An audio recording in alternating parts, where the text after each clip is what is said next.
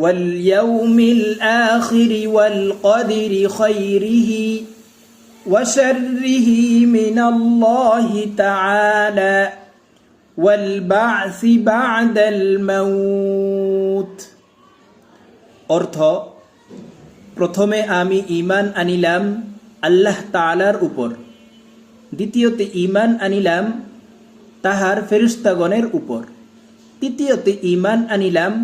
তাহার কিতাবসমূহের উপর, চতুর্থে ঈমান আনিলাম তাহার রাসূলগণের উপর, পঞ্চমে ঈমান আনিলাম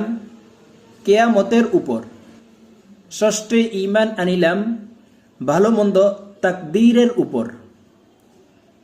সপ্তমে ঈমান আনিলাম পুনরায় জীবিত হওয়ার উপর। তো সম্মানিত শিক্ষার্থী ভাই ও বোনেরা, আমরা এইভাবে ঈমানে মুফাসসল শব্দে শব্দে ভেঙ্গে ভেঙ্গে